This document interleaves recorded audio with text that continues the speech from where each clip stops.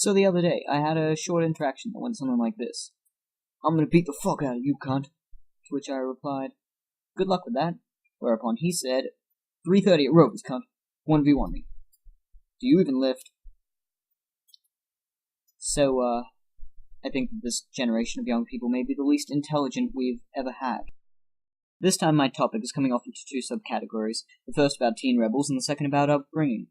So I hate the idea of teen rebels these days purely because it's become watered down. In our minds, teen rebels are probably still dressed like thugs from the 70s, when reality is the inverse, with all of them being mentally inept, and with the two prominent defining traits of, firstly, overusing the word cunt, which is a word I can't even stand, and in fact resent myself for even having to use it in this video, and secondly, being humongous douchebags.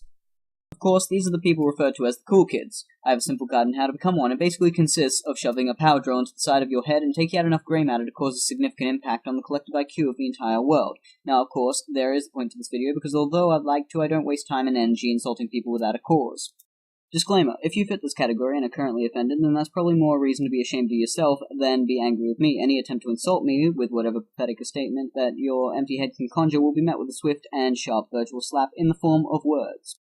The actual point of all this hate comes down to a jab at parents.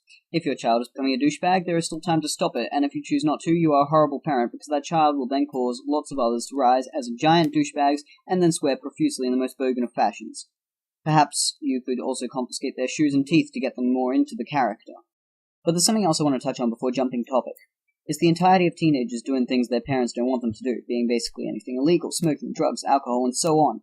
I want to raise a serious question, though. Do they actually believe their teenager is going to be an angel child? The problem here then boils down to what to do to raise a child to be right.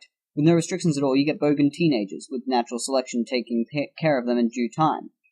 With many restrictions, you end up with a teenage rebel, and while they aren't dumb like bogans, they still do most of the same things. Let me tell you about a tactic employed by a wise mother who stated it simply as, in the act of smoking secretly, the biggest problem is the secret. Her principle is that if she is kept aware of the goings-on of the teenager's life, they are allowed to do these things at least up to a limit. Of course, she isn't a stupid mother, and she knows when too much is too much, but it opens a lot more barriers by this definition. If a teen party gets out of hand, for instance, anyone that could be called would be resulting in a lot of trouble, but this mother would be aware of what's going on. She might even expect it.